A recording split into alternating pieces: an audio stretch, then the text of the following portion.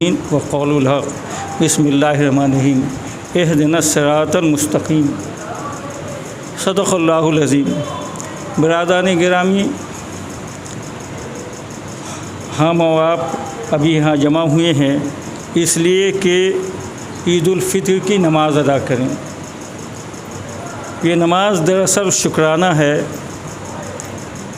اس لیے کہ ہم نے رمضان المبارک کے 30 روزے رکھے ہیں، تراویح پڑھی ہیں، نفل پڑھے ہیں، تسبیح و تحلیل پڑھی ہے، تلاوت کی ہے، اس کا شکرانہ ہے۔ دیکھیے، آپ جانتے ہی ہیں کہ رمضان المبارک کتنا اہم مہینہ ہے، یعنی اس میں نفل عبادت کا ثواب فرض کے برابر ہے، اور فرض و نفل میں اتنی دوری ہے کہ اگر ایک انسان زندگی بھر نفل پڑھتا رہا وہ 2 رکعت فرض کے برابر نہیں ہوتا، اور فرض کے ثواب 70 گنا بڑھ جاتا ہے۔ یہ وہ مہینہ تھا جس میں دریا کی مچھلیاں بھی اہل ایمان کے لیے دعائیں کرتی ہیں، روزے دار کے لیے دعائیں کرتی ہیں۔ یہ وہ مہینہ تھا جس مہینے میں روزے داروں کے منہ کی خوشبو اللہ کو مشک سے بھی زیادہ اچھی لگتی ہے۔ کہ وہ مہینہ تھا جب خود رب کائنات چوتھے عرش پر چلا آتا ہے، جہاں فرشتے روزے داروں کے لیے دعا کرتے ہیں۔ یہ وہ مہینہ تھا۔ ظاہر ہے کہ اس مہینے میں لوگوں نے عبادت کی، ریاضت کی، اور اس کے شکرانے کے لیے آج ہم لوگ جمع ہوئے کہ اللہ نے، اور اس کی یہ بھی اہمیت ہے کہ اس مہینے میں اگر کوئی مر جاتا ہے تو یہ مفسرین نے نہیں لکھا بلکہ حدیث ہے کہ صاحب اس سے حساب کتاب نہیں ہوتا ہے، لیکن اہل ایمان کا ہے، ایمان کے ساتھ اگر کوئی مرا تو اس سے حساب نہیں ہوتا ہے۔ اس کے قبر میں ملک الموت نہیں، فرشتے نہیں آتے ہیں ممکن نکیر سوال و جواب کے لیے، بلکہ وہ یوں ہی بخش دیا جاتا ہے۔ تو یہ اتنے اہم مہینہ ہے، اور اسی کے شکرانے کے لیے ہم لوگ یہاں جمع ہوئے ہیں۔ الحمدللہ ہمیں بیشتر لوگوں نے، بلکہ ہم تو یہ کہتے ہیں تمام لوگوں نے روزہ رکھا، تلاوت کی، تسبیح پڑھی، زکوٰۃ دیا، خیرات کیا، تلاوتیں کی، ایک دوسرے سے بھلائی کی اور روزہ رکھا۔ لیکن اس ساری چیزوں کے باوجود ایک چیز جو یہ ہے کہ ہم میں اور آپ پر اور تمام لوگوں پر، خصوصاً ہندوستان کے بسنے والوں پر ایک اداسی سی کیفیت ہے۔ یعنی ایک طرف تو یہ ہے کہ اللہ کا اتنا فضل و کرم ہے، لیکن دوسری طرف یہ بھی ہے کہ اس اداسی سی کیفیت ہے۔ اس کیفیت میں یہ ہے کہ پتہ نہیں ہمارا مستقبل کیا ہوگا، ہندوستان میں ہمارے بچوں کا مستقبل کیا ہوگا۔ ہم تو زندگی گزار لیں گے، لیکن ہمارے بچے کس طرح رہیں گے، وغیرہ وغیرہ۔ لیکن یہ اداسی کسی دوسرے کی پیدا کی ہوئی نہیں ہے، یعنی یہ اداسی ہماری اور آپ کی ہوئی ہے، ہمارے اور آپ کے کارنامے کی سزا ہے۔ اس لیے کہ آپ دیکھیے گا کہ بھائی محمد بن قاسم نے پورے ہندوستان کو فتح کر لیا، اور ہم اتنے کروڑ ہوتے ہوئے ہم ڈرے ہوئے ہیں، سہمے میں ہوئے۔ تو ہم نے اپنی روایتوں کو بھی چھوڑا، ہم رسول اللہ صلی اللہ علیہ وسلم کی احادیث کو چھوڑا، ہم جو ہے سنت نبوی پر چلنا چھوڑ دیا، ہم نے قرآنی تعلیمات کو چھوڑ دیا، ہم معزز سے زمانے میں مسلمان ہو کر اور خوار ہوئے تاریخ قرآن ہو کر ہم نے ان ساری چیزوں کو چھوڑ دیا، تو ذلت و رسوائی ہمارے مقدر میں لکھا گئی ہے۔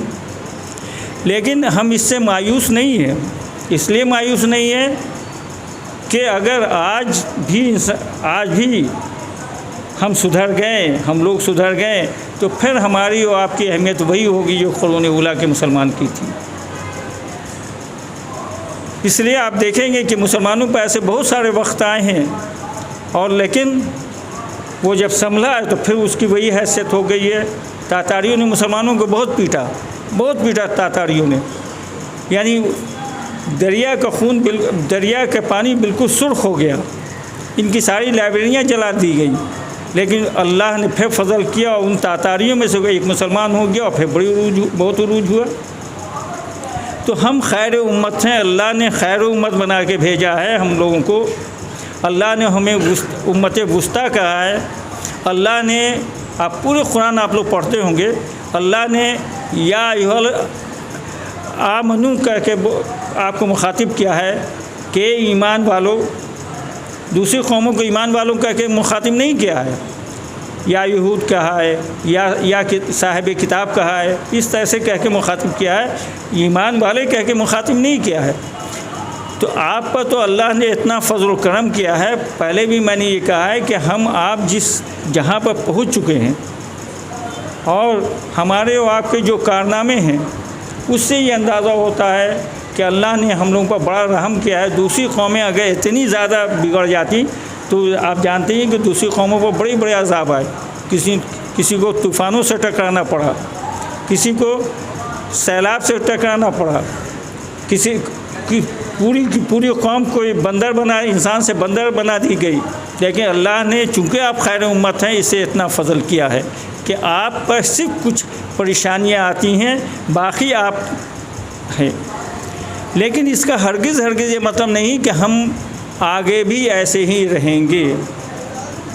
دیکھیں ہمارے اندر دو بڑی کمی ہے، اگر یہ دو بڑی کمی کو دور کر دیا جائے تو ہماری حیثیت وہی ہو جائے گی جو قرون اولیٰ کے مسلمان کی تھی۔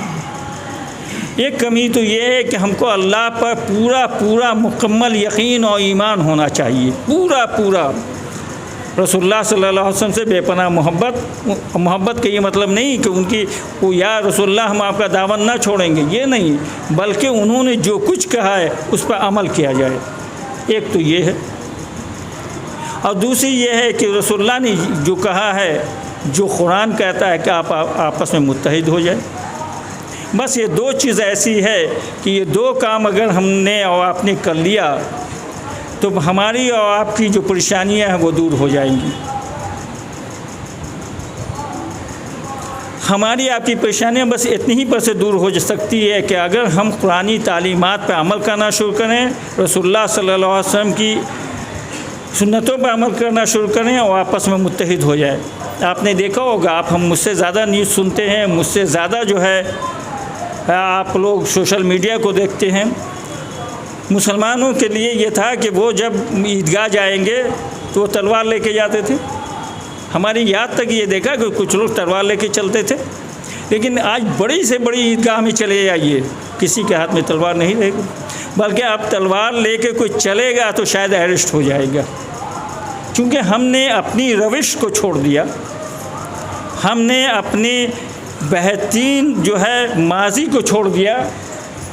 آپ نے 10 دن پہلے ہی دیکھا ہوگا، 10 دن کیا 2-4 دن پہلے دیکھا ہوگا کہ ایک قوم پر دوسری قوم نے حملہ کیا۔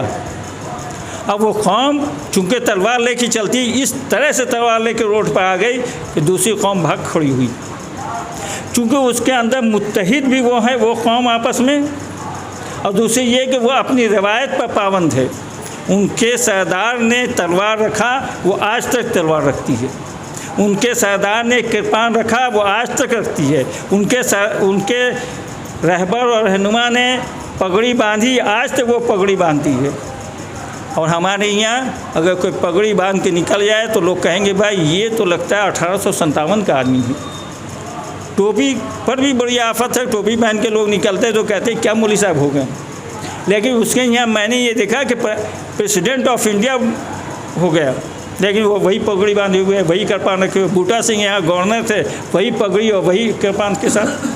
ہم نے اپنے مستقبل کو، اپنے ماضی کو چھوڑ دیا اور یورپ کی چمک دمک کے پیچھے پیچھے چلنے لگے۔ ہم نے اپنی تاریخ کو چھوڑا، تہذیب کو چھوڑا، قرآن و حدیث کو چھوڑا، آپس کی یکجہتی کو ختم کیا، تو لہٰذا ظاہر ہے کہ ساری چیز ہم چھوڑ دیں گے تو اللہ ہم پر فضل کرے گا، رحم کرے گا۔ اگر پھر آپ اسی پر آ جائیے، اگر دیکھیے ہمارے اور آپ کے کارنامے سے کہاں تک اثر پڑتا ہے۔ صرف قوم اگر ملیٹی ہوتی، فورس میں ہوتی ہے تو وہ داڑھی رکھ سکتی ہے، لیکن مسلمان داڑھی نہیں رکھ سکتا ہے، جبکہ مسلمانوں کے ہاں داڑھی رکھنا سنت ہے، وہ داڑھی ہی نہیں رکھ سکتا ہے، اس کے لیے لازمی ہے کہ وہ کٹائے گا۔ لیکن سکھ رکھ سکتا ہے، وہ اس حال میں بھی پگڑی باندھ سکتا ہے، اس کے بڑے بڑے کرنل اور میجر رہتے وہ پگڑی باندھتے ہیں۔ آپ دوسری قوموں سے سبق لیے، ہم تو ساری دنیا کو سبق دینے کے لیے آئے تھے، لیکن آپ کم از کم دوسری قوموں سے سبق لینا چاہیے کہ زندگی کیسے گزاری جائے۔ اگر نہیں سمجھیے گا تو اللہ آپ کا محتاج نہیں ہے۔ میں نے بار بار یہ کہا کہ دوسری قوم کو عروج دے سکتا ہے، دوسری قوم کو بھی وہ عروج دے سکتا ہے۔ اسے آج بھی سمجھ جانا چاہیے مسلمانوں کو۔ وہ قوم جس کا نبی یہ کہا کہ علم حاصل کرنے کے چین تک جاؤ، جس کے نبی نے یہ کہا کہ علم حاصل کرنا مسلمانوں پر فرض ہے، جس نبی نے کبھی انا کا لفظ اپنے لیے استعمال نہیں کیا، بس ایک جگہ پوری زندگی میں کہ انا مدینۃ العلم، میں علم کا شہر ہوں، اور اس کی ماننے والے 10 آدمی چھوڑ دیجیے جو مجمع میں بیٹھے ہوئے ہیں، پوری قوم کو اٹھا کے دیکھ لیجئے کتنے لوگ پڑھے لکھے ہیں، پڑھائی پر کتنا پیسہ خرچ ہو رہا ہے، ہم اس کو بھول گئے۔ ہمارے اندر تو اتنے مواقع ہیں کہ ہم بڑی سے بڑی یونیورسٹیاں کا آج ہم رو رہے ہیں کہ ہماری بچیاں اسکارف نہیں پہن سکتی ہیں، ہم رو رہے ہیں کہ ہمارے اسکولوں میں ہمارے اسکول سے اردو ہٹ گیا ہے، لہٰذا ہمارے بچے اردو نہیں پڑھیں گے۔ لیکن کبھی آپ نے دیکھا کہ انگریز قوم اس بات کا رونا رویا کہ ہم سلیب پہن کے نہیں جا سکتے ہیں؟ کبھی اس نے اسے رونا نہیں رویا۔ اس نے بہترین اسکول کھولا ہے، اپنے ملک میں نہیں، دوسرے ملکوں میں آ کے اس نے اسکول کھول لیا، اس دوسرے ملکوں میں آ کے اس نے کالج کھول دیا، اور ہم آپ مجبور ہیں اس کے اسکول میں پڑھانے پر۔ ہمارے یہاں پیسے کی کمی نہیں ہے، ہمارے یہاں تو 2 مواقع ایسے ہیں کہ 1 سال کا پیسہ جمع کیا جائے تو بہترین یونیورسٹی کھل سکتی ہے، 1 سال کا پیسہ جمع کر دیا جائے تو بہترین فیکٹری کھل سکتی ہے، لیکن ہمارا پیسہ برباد ہو جاتا ہے۔ ہمارے یہاں زکوٰۃ کا جو پیسہ ہے صرف 2.5% دینا ہے۔ ہمارے یہاں ایسے بھی لوگ ہیں جن کا زکوٰۃ کروڑوں میں نکلتا ہے، اور لاکھوں میں نکالنے والے تو اس مجمع ہی میں بہت سے لوگ بیٹھے ہوئے ہیں، لیکن سارے پیسے برباد ہوتے ہیں۔ ہم یہ نہیں کہتے ہیں کہ مدارس اسلامیہ کو نہیں دیجیے، وہ بھی دین کے قلعے ہیں، لیکن آپ دیکھ کے دیجیے۔ اور وقت وہاں پہ آ کے کھڑا ہو گیا ہے، آپ کہ اسلام چیریٹیبل کے لیے آیا تھا، اسلام انسانی فلاح و بھلا کے تعلیم دینے کے لیے آیا ہے، لیکن آپ دل پر ہاتھ رکھ کے کھلی آنکھوں سے دیکھ کے مجھے بتا دیجئے کہ مسلمان کون سا چیریٹی کا کام کر رہا ہے، کون سا اس کا ہاسپٹل ہے، کون سا اس کا ادارہ ہے جو چیریٹی کا کام کر رہا ہے۔ بس ایک کام ہے کہ بھائی کہیں فساد ہو گیا تو ایک ادارہ ایسا ہے یا 2 ادارہ ایسا ہے کہ وہ چندہ شروع کر دیتا ہے۔ کبھی آپ نے سکھوں کو چندہ کرتے ہوئے دیکھا ہے؟ کبھی آپ انگریزوں کو چندہ کرتے ہوئے دیکھا ہے؟ کبھی سکھوں کو بھیک مانگتے ہوئے دیکھا ہے؟ لیکن ہماری قوم میں سب سے زیادہ بھیک مانگنے والے ہیں۔ تو آخر ایسا کیوں؟ ہماری ہی قوم میں پریم جی جیسا پیسہ والا آدمی ہے، ہماری قوم میں اسی مجمع میں، ہم نام نہیں لیں گے، بہت سے لوگ کہتے ہیں آپ بہت سے لوگوں کو بڑھاتے ہیں نام لے کے، ہم اسی مجمع میں کتنے ایسے لوگ بیٹھے ہوئے ہیں جو کافی پیسے والے ہیں، لیکن ہم لوگ اس کی طرف دھیان نہیں دیتے۔ ہم سوچتے ہیں کہ ہم خوش ہیں، بس ہو گیا۔ دیکھیے ہماری خوشی سے خوشی نہیں ہے، اسلام اس لیے آیا تھا کہ ہم بھی خوش رہیں، ہم دوسروں کو، دوسری قوم کو بھی خوش کر دیں، ہم آپسی نفاق کو دور کریں، ہم ذات اور برادری کی جھگڑے کو دور کریں، ہم مسلک کے جھگڑے کو دور کریں، ہم آپس میں متحد ہو جائیں۔ ہم اس قوم کی اس نبی کا کلمہ پڑھتے ہیں جس نے عبداللہ ابن ابی کے جنازہ پڑھا دیا تھا، اب بہت تاریخ موجود ہے، انہوں نے جنازہ پڑھا دیا ہے۔ بھائی سب سے بڑا منافق، سب سے زیادہ دشمن، لیکن اس کا جنازہ حضور صلی اللہ علیہ وسلم نے پڑھایا۔ حضور صلی اللہ علیہ وسلم نہیں جانتے تھے کہ ہماری مجلس میں کون کون منافق ہے، ہم عوام سمجھ جاتے، حضور نہیں جانتے تھے، حضور بھی جانتے تھے، لیکن اس کے باوجود کبھی کسی سے انہوں نے یہ نہیں کہا کہ تم میری محفل سے نکل جاؤ۔ ہم تو اپنی مسجدوں میں بورڈ لگا دیتے ہیں کہ فلاں جماعت کے لوگ اس مسجد میں نہیں آئیں گے، اس کو چھوڑنا ہوگا، اس کو چھوڑنا ہوگا، نہیں تو ہم بہت دوراہے پہ آ کے کھڑے ہوئے ہیں۔ اگر آج نہیں ہم سنبھلے، ہم اور آپ نہیں سنبھلے، تو ہماری آنے والی پیڑھیاں جو ہیں وہ خانہ بدوش کی زندگی گزارنے پر مجبور ہو جائے گی۔ اگر آج آپسی جھگڑے کو دور نہیں کیا، ہم یہ میرے کہنے کا ہرگز و ہرگز یہ مطلب نہیں ہے کہ آپ اپنے مسلک کو چھوڑ دیجیے، آپ اپنے مسلک پر مضبوطی سے قائم رہیے۔ میں اپنے مسلک پر مضبوطی سے قائم رہتا ہوں، ہمارا مسلک، میں حنفی ہوں، میں مضبوطی سے حنفی مسلک پر قائم ہوں۔ میں مزار پر چادر چڑھانے کے قائل ہوں، میں چادر چڑھاتا ہوں۔ میں کھڑے ہو کے سلام پڑھنے کا قائل ہوں، میں کھڑے ہو کے پڑھتا ہوں، لیکن میں کسی کو برا نہیں کہتا ہوں، نہیں پڑھنے والے کو۔ آپ دیکھا ہوگا کہ آج ہی اسی محفل میں ہم تو دیکھ رہے ہیں، سامنے بھی جو لوگ بیٹھے ہیں اور نیچے بھی لوگ ہیں، اس میں بہت سے لوگ اہل حدیث ہیں، بہت سے لوگ دیوبندی عقائد کے ماننے والے ہیں، بہت سے لوگ بریلوی عقائد کے ماننے والے ہیں۔ ہم تو وہ ہیں کہ اتنا قریب کرنا چاہتے ہیں کہ شیعہ بھی ہمارے پیچھے نماز پڑھ لیتے ہیں۔ تو بھائی ایسا ہونا چاہیے تاکہ ہم آپس میں متحد ہوں۔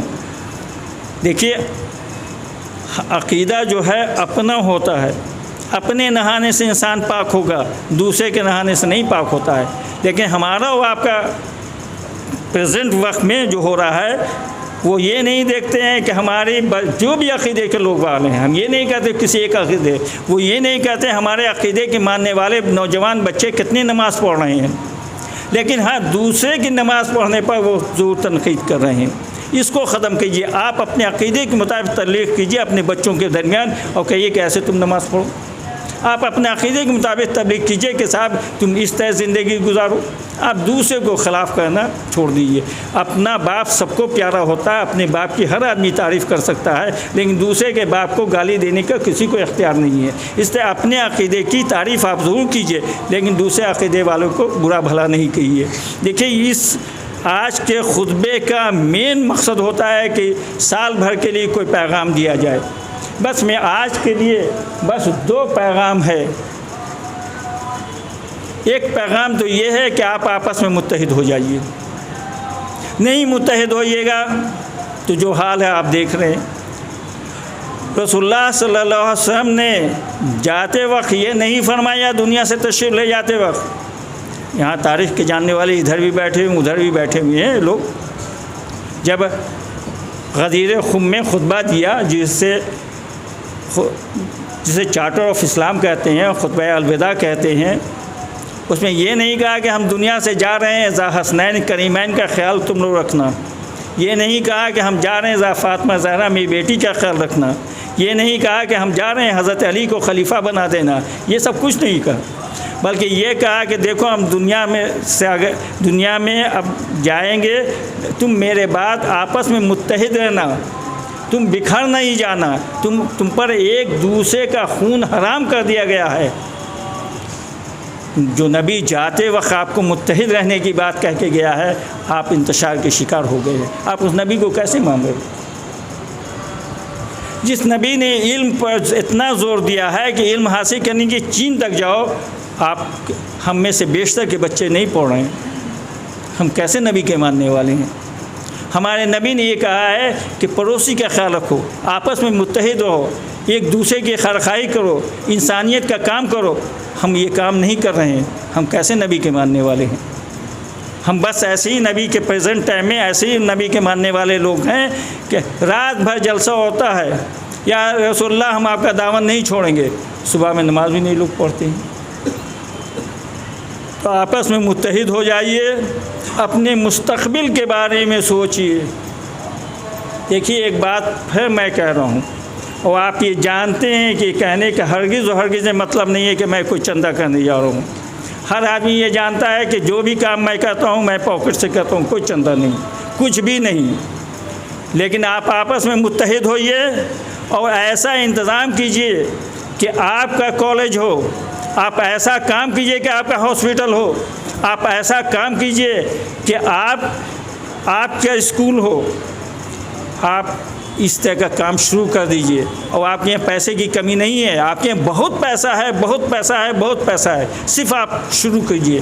اگر کوئی انسان اس کام کے لیے تیار ہو جاتا ہے आपस में मुत्तहिद होके कि आपके ये जो ज़कात की रकम है, जो चर्म कुर्बानी की रकम है, ये बर्बाद हो रही है, ये बर्बाद होने से बच जाएगी और आपका बहुत बड़ा काम हो जाएगा। कोई फैक्ट्री आप कायम कर सकते हैं, स्कूल कायम कर सकते हैं, यूनिवर्सिटी कायम कर सकते हैं, आप हॉस्पिटल कायम कर सकते हैं। बहुत छोटे लेवल पर काम शुरू कीजिए। हमारी कौम ऐसी भी है, हम अपनी कौम से नाउम्मीद नहीं हैं। वो ऐसी भी है कि अगर आप अच्छा काम कीजिएगा तो आपके पीछे लग जाएगी। लगने दो तरह के होंगे, एक पीछे लग जाने का ये मतलब कुछ लोग आपके वाकई पीछे लग जाएंगे, नहीं करने देंगे, लेकिन बहुत से लोग आपके पीछे खड़े भी हो जाएंगे, भाई तुम अच्छा काम कर रहे हो, हम तुम्हारे साथ हैं। अल्लाह, बस यही दो पैगाम है जिस पर अल्लाह तबारक ताला आपको भी हमें भी अमल करने की तौफीक अता फरमाए। वमा अलैना